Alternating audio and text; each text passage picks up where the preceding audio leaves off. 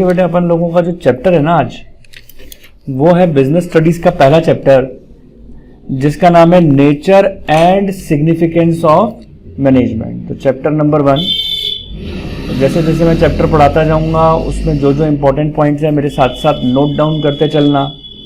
तो देखो बेटे, क्या है चैप्टर का नाम, नेचर एंड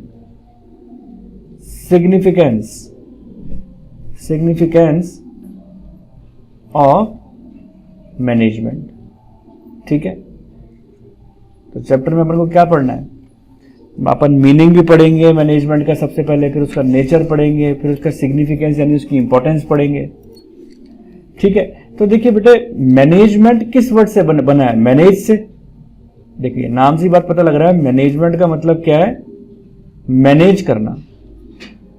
ठीक है, अब आप बोलोगे सर मैनेज क्या करना। मैंने कहा देखो बेटे, क्या होता है कि मैनेजमेंट मतलब होता है हर जगह, आप कहीं पर भी चले जाएं, हर जगह आपको मैनेजमेंट दिखाई देता है। किसी भी ऑर्गेनाइजेशन के अंदर चले जाओ, मैनेजमेंट आपको दिखाई देगा। चाहे आप किसी हॉस्पिटल में चले जाओ, ठीक है, तो भी आपको मैनेजमेंट दिखाई देता है। किसी हॉस्पिटल में चले जाएंगे तो भी मैनेजमेंट दिखाई देता है, किसी स्कूल में चले जाएंगे तो भी मैनेजमेंट दिखाई देता है। ठीक है, किसी ऑफिस में जाते हैं हम तो भी मैनेजमेंट दिखाई देता है। इवन हमारे घर के अंदर भी मैनेजमेंट की बहुत ज़रूरत होती है। ठीक है, तो देखो बेटे, इसको ऑर्डिनरी सेंस के अंदर अगर इसकी मैं सिंपल वर्ड में अगर इसकी बात बोलूं तो मैं क्या बात बोलूंगा, in simple words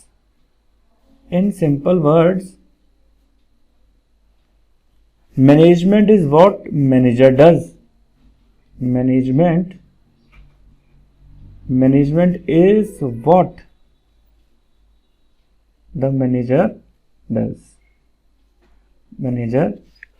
in the organization.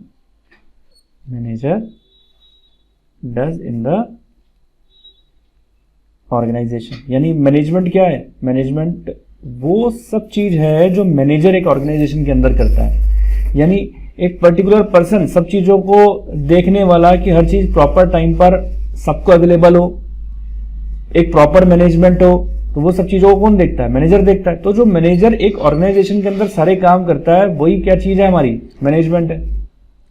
अब देखिए बेटे, अब आप बोलेंगे सर मैनेजमेंट क्या चीज है, हमें तो कहीं दिखाई नहीं देती। भाई मैनेजमेंट क्या चीज है, हमें तो कहीं भी दिखाई नहीं देती मैनेजमेंट। तो मैंने कहा देखिए बेटे, आपको इस चीज के ऊपर एक एग्जाम्पल लेके चलता हूं मैं, कि आपने देखा होगा कि आप कभी किसी प्राइवेट ऑफिस में गए हो, जैसे कि अगर आप एयरटेल के ऑफिस में गए हैं या आप रिलायंस के ऑफिस में गए हैं, और वहां पर अगर आपको अपने फ़ोन से संबंधित कोई दिक्कत आई और अगर आप वहां पर जाते हैं तो बोलते हैं साहब हमारे ये फ़ोन में समस्या है, ऐसी दिक्कत है, तो वो बड़ी आराम से, बड़े तरीके से आपकी प्रॉब्लम को सॉल्व करते हैं और बाद में जाके सॉरी और बोलते हैं कि आपको ऐसी इनकन्वीनियंस हुई, उसके लिए हम आपको सॉरी फील करते हैं।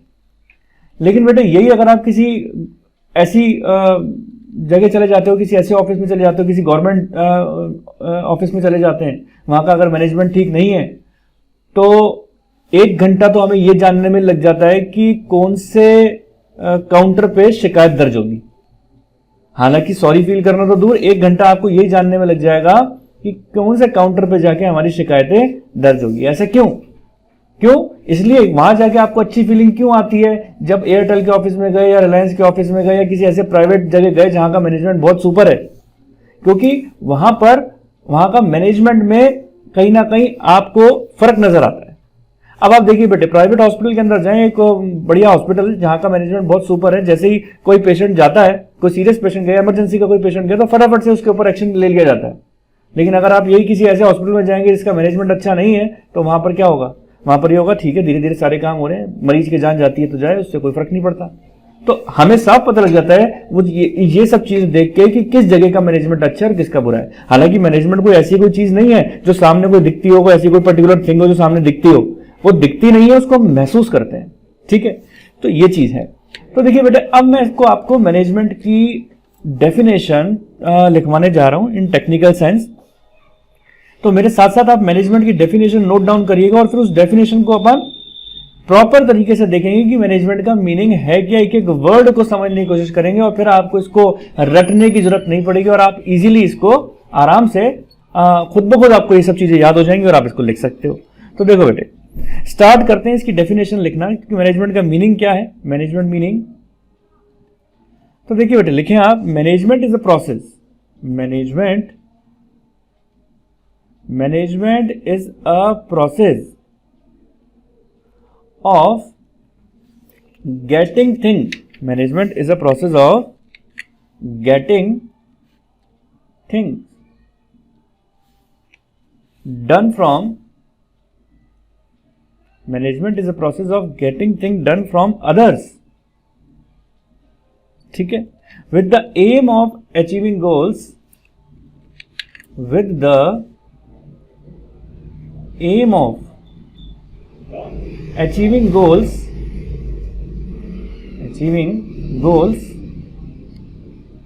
effectively, with the aim of achieving goal effectively and efficiently. तो अब आप बोलेंगे सर ये डेफिनेशन तो याद करना हमारे लिए मुश्किल है। मैंने कहा कोई मुश्किल नहीं है बेटे, इसका मतलब क्या है, मैनेजमेंट के अंदर आपको क्या बोला गया है, ये एक ऐसा प्रोसेस है दूसरों से काम करवाने का।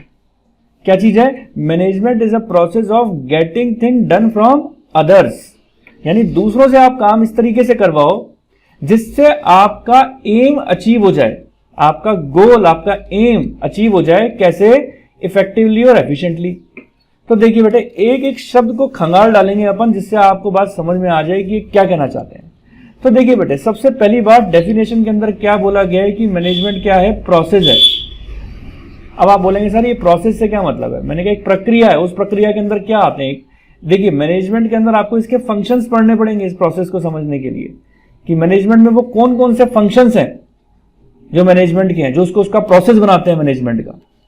तो देखिए बेटे, मैनेजमेंट का फंक्शन है पॉस डीसी। अब आप बोलेंगे हैं सर पॉस डीसी, मैंने कहा बेटे याद करने के लिए बता रहा हूं आपको, ये एब्रीविएशन कैसे यूज किया है मैंने, याद करने के लिए। पी फॉर प्लानिंग, अच्छा, O for organising, planning organising, S for staffing, D for direction और सी फॉर कंट्रोलिंग। तो आपने इससे क्या चीज देखी, आपने देखी कि मैंने इसमें शॉर्ट फॉर्म बना दिया इसके फंक्शन को समझने के लिए कि मैनेजमेंट क्या है, मैनेजमेंट के प्रोसेस, उसके फंक्शन, पॉस डेसी यानी प्लानिंग होना चाहिए।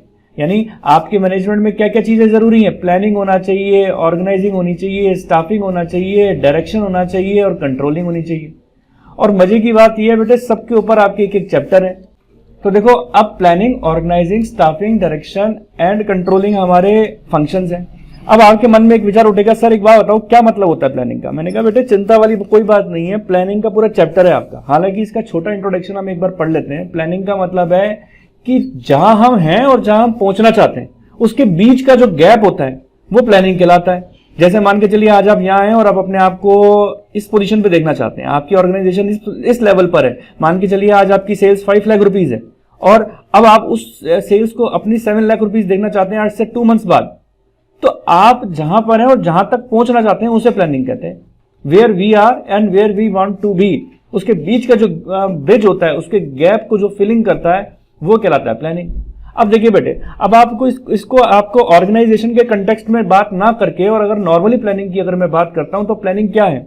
आज अगर हम जिस डेस्टिनेशन के ऊपर बैठे हैं, आज हम जिस जगह बैठे हैं और अगर आप चाहते हैं कि पर्टिकुलर आउट ऑफ स्टेशन जाना, आज से 1 हफ्ते के बाद अगर आपको किसी दूसरी जगह जाना है तो आपको क्या काम करना पड़ता है, आप पहले से ही प्लानिंग करना चालू कर देते हैं उस चीज के पीछे कि 1 हफ्ता पहले ही प्लानिंग चालू हो जाएगी कि यार क्या क्या सामान लेके जाना है, कहाँ जाना है, किधर जाना है, टिकट कब बुक करानी है, कौन सा सामान चाहिए हमें, किस होटल में जाके रुकना है, कौन कौन सी जगह जाना है। तो वो सारी प्लानिंग पहले से ही होती चली जाती है। और मैं अगर आपको इसकी एग्जाम्पल दूं तो कल को मान लो जैसे अगर आप 12th क्लास के अंदर है, आप मान के चलिए आपकी जब फेयरवेल हुआ, आपने 11th क्लास के अंदर जब अपनी फेयरवेल दिया था बच्चों को, तो आपने देखा होगा कि वो फेयरवेल का प्लानिंग बहुत समय पहले से ही स्टार्ट हो गया था कि क्या क्या चीजें रखनी है कैटरिंग के अंदर, कब क्या होगा, टेंट वाला क्या होगा और किस तरीके से ऑर्गेनाइजेशन होगा, मतलब पूरा ऑर्गेनाइज आप किस तरीके से करेंगे उसका, तो वो सारे प्लानिंग पहले ही स्टार्ट हो जाती है। तो कहने का मतलब है प्लानिंग का मतलब क्या होता है, डिसाइड इन एडवांस। हम क्या कह सकते हैं, deciding in advance, deciding in advance, पहले से ही किसी चीज को डिसाइड करने को हम क्या कहते हैं, प्लानिंग। अब आती है बात बेटे ऑर्गेनाइजिंग की। ऑर्गेनाइजिंग से मतलब क्या है, ऑर्गेनाइजिंग से मतलब है arrangement of resources, arrangement of resources. मैं फिर कह रहा हूं इसके ऊपर भी आपका पूरा चैप्टर है, लेकिन आप बोलेंगे सर फिर भी आप इसका एक एग्जांपल दे दो ताकि हमें बात पता लग जाए कि प्रोसेस जो हम फंक्शंस पढ़ने जा रहे हैं उसमें ऑर्गेनाइजिंग फंक्शन की क्या बात है। मैंने कहा देखो बेटे ऑर्गेनाइजिंग फंक्शन क्या होता है, आप हर चीज को ऑर्गेनाइज्ड वे में रखना को हम ऑर्गेनाइजिंग कहते हैं। अब एग्जांपल के तौर पे मैं आपको एक बात बताता हूं, मान के चलिए अगर आप मेडिकल की शॉप पर जाते हैं, आप उससे कोई एक मेडिसिन मांगते हैं, आप बोलते हैं कि साहब ये पर्टिकुलर एक मेडिसिन दे दो, कोई सिरप मांगते हो आप, एक बुखार की एक टैबलेट आती है क्रोसिन, आपने अगर उससे क्रोसिन मांगी और आप मेडिकल की शॉप पर जाते हो, अगर मान के चलो वो अपनी मेडिसिन को ऑर्गेनाइज्ड वे में नहीं रखता तो शायद उसको पूरा दिन लग जाएगा और वो क्रोसिन की टैबलेट नहीं ढूंढ पाएगा। और यही चीज सबसे बड़ा एग्जांपल है, उसकी जो पूरी शॉप होती है वो इतनी ऑर्गेनाइज होती है, वो अल्फाबेटिकली अपनी सारी मेडिसिन को रखते हैं, उनको पता होता है कि किस जगह जाकर हमें कौन सी दवाई उठानी है। तो क्योंकि उन्होंने अपनी सारे जितनी भी अपना मटेरियल है उसको, जितनी भी मेडिसिन है उसको ऑर्गेनाइज्ड वे में रखा हुआ है। सेम चीज बेटे और एग्जांपल दूं अगर मैं आपको, कि अगर आपने अपनी चीजों को ऑर्गेनाइज्ड वे में नहीं रखा हुआ तो आपकी कॉस्ट अननेसेसरी बढ़ जाती है। मान के चलिए कि अगर कोई बिल्डर है और अगर वो कोई बिल्डिंग को कंस्ट्रक्शन करवाने जा रहा है और वहां पर देखा जाएगा कि अगर रॉ मटेरियल आ गया और लेबर नहीं आए ऑन टाइम, रिसोर्स अरेंज नहीं हो पाए, लेबर रिसोर्सेज अरेंज नहीं हो पाए ऑन टाइम, तो मटेरियल अननेसेसरी पड़ा रह जाएगा। और मान के चलिए अगर लेबर आ जाते हैं और मटेरियल नहीं आया तो लेबर की कॉस्ट अननेसेसरी बेयर करनी पड़ जाएगी। तो यहां पर क्या होगा कि आपको ऑन टाइम अपने रिसोर्सेज का अरेंजमेंट करना बहुत जरूरी है एक प्रॉपर प्रोडक्शन के लिए, और अवेलेबिलिटी होनी चाहिए उस रिसोर्सेज की, ऑन टाइम होनी चाहिए ताकि हमारे resources effectively and efficiently use हो। अब आती है बेटे बात यहां पर तो आप अपने रिसोर्सेज का अरेंजमेंट कर रहे हो, जैसा कि मैंने आपको बताया था कि रॉ मटेरियल का या अपने लेबर का, लेकिन यहां पर आप स्टाफिंग के अंदर क्या करते हैं, स्टाफिंग का मतलब होता है arrangement of people, arrangement of people, arrangement of human resource, arrangement of human resource. Human resource का मतलब ठीक है, अरेंजमेंट उनका कैसे करना, उनका चूज करना, उनको स्टाफिंग के अंदर क्या काम करते हैं उनको चूज करना। आप रिक्रूट करते हैं अपने ऑर्गेनाइजेशन के अंदर नए नए एम्प्लॉइज को, ठीक है, कहते हैं ना we place right person at right places, we place right person at right places. ये एक हिंदी की एक कहावत भी है, कहते हैं ना जिसका काम उसी को साजे दूसरा करे तो डंका बाजे। इस बात का मतलब ही यही है। इस बात का क्या मतलब है, इस बात का मतलब यही है कि जो काम जिसके लायक होता है वो काम उसी को ही देना चाहिए। अब कौन सा काम किसके लायक है ये चीज का चयन करना, इस चीज को चूज करना, ये स्टाफिंग का काम है। स्टाफिंग के अंदर आपको यही सब चीजें देखनी है। मैनेजमेंट का जो स्टाफिंग फंक्शन है वो ये देखता है कि अगर कोई काम किसी को देना है तो वो किसी एक्सपर्ट पर्सन को अगर आप दोगे, किसी ऐसे पर्सन को अपॉइंट करो जो एक्सपर्ट हो उस फील्ड के अंदर, तो आपका काम बेहतर होगा। अब आइए बेटे इसके ऊपर मैं आपको एक एग्जांपल देता हूं। इसका एग्जांपल क्या है, मान के चलिए आप एक मैरिज सेरेमनी को आप ऑर्गेनाइज कराने जा रहे हैं, ठीक है, एक मैरिज सेरेमनी है, उसको आप अगर ऑर्गेनाइज कराने जा रहे हैं और आपको इवेंट मैनेजमेंट का काम मिला गया, आप इवेंट मैनेजर हैं, आप मैनेजर हैं, ठीक है। आपका काम क्या है, आपका काम क्या है कि हर चीज को मैनेज करना। आपके कॉन्टेक्ट में केटरिंग वाला भी है, आपने केटरिंग वाले को मैनेज कर लिया कि वो सब खाने को पूरा देखेगा। आपके कॉन्टेक्ट में टेंट वाला भी है, आपने टेंट वाले को ऑर्गेनाइज कर लिया। आपके कॉन्टेक्ट में डेकोरेशन वाला भी है, डेकोरेशन वाले को भी दे दिया। डेकोरेशन वाला डेकोरेशन का काम करेगा तो बढ़िया रहेगा, लेकिन मान के चलिए डेकोरेशन वाले को आपने केटरिंग का काम दे दिया कि साहब आप तो खाना बनाओ, तो क्या वो अच्छा खाना बना पाएगा? जवाब है नहीं। तो एक अच्छे मैनेजर का काम क्या है कि वो जो काम जिसका है एक ऐसा स्टाफ हायर करे जिससे वो एक एक्सपर्ट पर्सन को अपना काम उसको सौंप पाए, जिससे बेहतर से बेहतर आउटपुट सामने निकले। अब देखिए बेटे डायरेक्शन, डायरेक्शन का मतलब क्या है? एक अच्छा मैनेजर एक अच्छा जब तक डायरेक्शन नहीं देगा तब तक मैनेजमेंट बढ़िया नहीं होगा। वो कहते हैं ना कि एक देखिए कोई भी मूवी होती है, अगर मूवी के अंदर डायरेक्शन बेकार हो तो चाहे कितनी भी अच्छी स्टोरी हो, लेकिन डायरेक्टर अगर बेकार है, डायरेक्शन उसका बेकार है, तो वो चीज बेकार हो जाती है।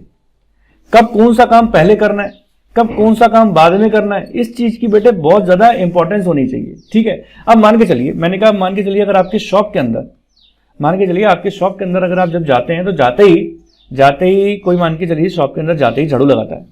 ठीक है, शॉप के अंदर कोई पर्सन गया, जाते ही झाड़ू लगाना चालू कर दिया उसने। वर्क का मैनेजमेंट है प्रॉपर, ये प्रॉपर इसका पता है उसको कौन सा काम पहले और कौन सा बाद में होना है। और मान के चलिए झाड़ू नहीं लगाई पहले और काम धंधा चालू कर दिया और शाम के वक्त झाड़ू लगा रहा है, दोपहर के वक्त लगा रहा है, तो वो चीज आगे पीछे हो गया काम, तो वहां पे काम खराब हो जाएगा। इसी तरीके से जैसे आप इसी में ही आपको एक एग्जांपल और देता हूं। डायरेक्शन का काम क्या है कि मैंने जैसा कि बताया कि कौन सा काम पहले और कौन सा बाद में करना है। अगर हम मैरिज सेरेमनी का एग्जांपल दें, ठीक है, मैरिज सेरेमनी का अगर मैं एग्जांपल देता हूं कि जैसे बारात अगर आनी है तो डेकोरेशन प्रॉपर हो जाना चाहिए। ठीक है, हर चीज प्रॉपर पहले से ही आ जानी चाहिए। मान के चलिए बारात आ गई, ठीक है, और डेकोरेशन अगर बाद में हो रहा है तो उस चीज का क्या काम, कोई सेंस नहीं है उस चीज का। तो एक प्रॉपर डायरेक्शन होना बहुत जरूरी है कि किस काम को हमें पहले करना है और किस काम को हमें बाद में करना है। अब आइए बेटे, अब बात आती है यहां पर कंट्रोलिंग की। अब सवाल उठता है कि कंट्रोलिंग का मतलब क्या है।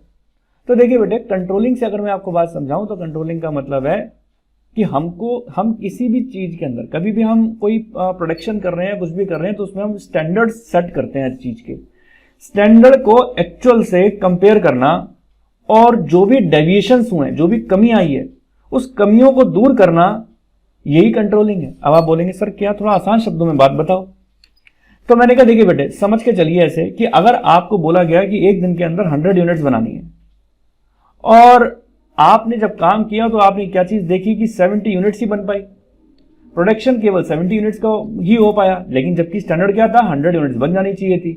लेकिन अगर 70 यूनिट्स का ही प्रोडक्शन हुआ तो इसका मतलब क्या हुआ कि 30 यूनिट्स कहीं ना कहीं डेविएट हो रही है, कहीं ना कहीं कमी आ रही है। और ये जो कमी होती है, कहीं ना कहीं हमारी कमी चल रही है, हमारा कहीं ना कहीं लूप होल चल रहा है, इसी वजह से ही कम यूनिट हो पा रही है। क्या लेबर एफिशिएंट नहीं है, क्या रॉ मटेरियल प्रॉपर नहीं मिल पा रहा, या ऑन टाइम नहीं मिल पा रहा, वो सारी बातों को देखना, वो सारी बातों का डिफरेंस को निकालना कि ऐसा डेविएशन क्यों आया और उस कमी को दूर करना ही कंट्रोलिंग है। किसी भी चीज की कंट्रोलिंग कब हो जाएगी, जब हमारी कमियों को हम दूर कर लेते हैं, तो फिर वो कंट्रोलिंग में बदलाव हो जाता है, कंट्रोलिंग हो जाती है किसी चीज के ऊपर। जब आपने देख लिया कि 30 यूनिट्स क्यों कम बन पा रही हैं, तो आपको पता लग गया कारणों का, और उस कारणों को दूर कर दिया तो आपका प्रोडक्शन के ऊपर कंट्रोल आ गया। तो इन शॉर्ट हम ये बात कह सकते हैं कि स्टैंडर्ड को एक्चुअल से कंपेयर करना ही कंट्रोलिंग है। तो देखिए बेटे, अगर मैं इस डेफिनेशन की बात करूं तो इस डेफिनेशन के अंदर मैंने आपको अब तक क्या क्या बातें बताई। मैंने बताया management is the process of getting things done from others. तो प्रोसेस कौन कौन से हैं? पोस्ट डीसी यानी planning, organising, staffing, direction and controlling. ठीक है जी, तो ये पोस्ट डीसी है। तो देखिए बेटे, अब बात हमारे पास आती है यहां पर, जैसा कि हमने बात बोली कि भाई प्रोसेस है, तो प्रोसेस अपन ने बातें पढ़ ली। अब आती है बात कि हम दूसरों से काम तो करवाएंगे, लेकिन किस तरीके से करवाएंगे, इफेक्टिवली और एफिशिएंटली। अब इफेक्टिवली और एफिशिएंटली का मतलब क्या है? तो आओ बेटे, इफेक्टिवली और एफिशिएंटली का मतलब देखते हैं। तो देखो बेटे, इफेक्टिवली का मतलब क्या है, पहले मैं आपको लिख देता हूं इसको। इफेक्टिवली का मतलब है to complete the task with minimum cost, to complete the task with minimum cost। और effectively का मतलब क्या है? effectively का मतलब है to complete the task on time, to complete the task on time, यानी आप टाइमली कंप्लीट करना टास्क को, और विद टाइमली कंप्लीट करना टास्क को, और विद मिनिमम कॉस्ट करना। अब बच्चे मुझे कहते हैं कि सर क्या कहना चाहते हो? मैंने कहा बेटे, इसका एक एग्जांपल देता हूं आपको मैं। मान के चलिए कि आपको कोई प्रोजेक्ट मिला। मान के चलिए बेटे, अगर आपको कोई प्रोजेक्ट मिलता है और आप उस प्रोजेक्ट को, ठीक है, आप उस प्रोजेक्ट को 2 महीने के अंदर अंदर आपने उसको कंप्लीट करना है। लेकिन अगर आप उस टास्क को, उस प्रोजेक्ट को 2 महीने के अंदर कंप्लीट तो कर लेते हो, लेकिन कॉस्ट जहां पर 5 लाख रुपीज आनी चाहिए थी, आपने उसी की कॉस्ट 7 लाख रुपीस कर दी, हालांकि टाइम से कंप्लीट तो कर लिया आपने प्रोजेक्ट को, लेकिन उसकी कॉस्ट बढ़ा दी, तो आपको क्या इफेक्टिवली क्या कहा जाएगा कि आपने इफेक्टिवली काम किया है? कहा बिल्कुल आपने इफेक्टिवली काम नहीं किया, यानी आपका मैनेजमेंट अच्छा नहीं है। इस पर बेस्ड कई सारी केस स्टडीज भी आती हैं। और मान के चलिए अगर मैं आपको बोलता हूं कि आपको ये बोला गया कि आपको 2 महीने के अंदर अंदर काम करना है, लेकिन आपने 2 महीने के अंदर काम नहीं किया, उसको 3 महीने लगा दिए, हालांकि टाइम ज्यादा लगा दिया, लेकिन 5 लाख रुपए की जगह आपने काम को 3 लाख रुपए में ही कंप्लीट कर दिया। यहां पर आपने 2 लाख रुपए बचा लिए आपने पैसा तो बचा लिया, अपना कॉस्ट तो बचा ली अपनी, लेकिन क्या आप ऑन टाइम काम कर पाए? नहीं। तो क्या आपको बोला जाएगा कि आपने इफेक्टिवली काम किया? आंसर है नहीं। यानी काम को कंप्लीट होने के लिए, एक अच्छा मैनेजमेंट होने के लिए इफेक्टिवली और एफिशिएंटली दोनों ही अचीव होने चाहिए। इसलिए इसकी डेफिनेशन क्या है? Management is the process of getting thing done from others with the aim of achieving goal effectively and efficiently. यानी ये दोनों शब्द बेटे बहुत इंपॉर्टेंट है, जब तक आप इसको नहीं लिखोगे आपकी मैनेजमेंट की डेफिनेशन अधूरी है। अब बच्चों ने मेरे से ये बात पूछी, सर जब एग्जाम में क्वेश्चन आता है और पूछा जाता है कि इफेक्टिवली और एफिशिएंटली का मीनिंग बताओ, तो हम वहां पर इफेक्टिवली की जगह एफिशिएंटली लिखाते हैं और एफिशिएंटली की जगह इफेक्टिवली। यानी इफेक्टिवली के अंदर तो हम लिखे आते हैं to complete the task on time, और एफिशिएंटली के अंदर तो हम लिखे आते हैं to complete the task on time, और इफेक्टिवली के अंदर लिखे आते हैं to complete the task with minimum cost. Sir ये बड़ा गड़बड़ सड़बड़ है, याद ही नहीं रहता। तो मैंने कहा देखो बेटे, इस पॉइंट को याद करने का सबसे अच्छा तरीका है, जरा आप बोल के देखें कि किसके ऊपर फोकस आता है। जब आप एफिशिएंटली बोलते हो, इसकी स्पेलिंग मैंने भी गलत लिख दी, जब आप बोलते हैं एफिशिएंटली, जब हम बोलते हैं एफिशिएंटली, एफिशिएंट सी के ऊपर सारा फोकस आ रहा है, और यहां हम क्या बोलते हैं इफेक्टिवली, टी पे सारा फोकस आ रहा है। एफिशिएंटली और इफेक्टिवली, तो जहां टी पे फोकस आ रहा है तो ऑन टाइम, जहां एफिशिएंटली सी पर फोकस आ रहा है तो ऑन कॉस्ट। तो इससे हमें ये बात पता लग जाती है कि ये इफेक्टिवली है या एफिशिएंटली है। तो ये थी इसकी सारी डेफिनेशन। तो उम्मीद करता हूं कि ये डेफिनेशन वाला पॉइंट आपको अच्छी तरीके से समझ में आया हो। मैं उम्मीद करता हूं कि आपको मेरा वीडियो पसंद आया होगा। मेरा वीडियो पसंद आया, इसको लाइक करें, सब्सक्राइब करें, शेयर करें। मेरे आगे के वीडियोस पाने के लिए बेल आइकन नोटिफिकेशन दबाएं, जिससे आपको मेरे आगे आने वाले वीडियोस का नोटिफिकेशन मिलता रहे। तो बने रहें। Thank you.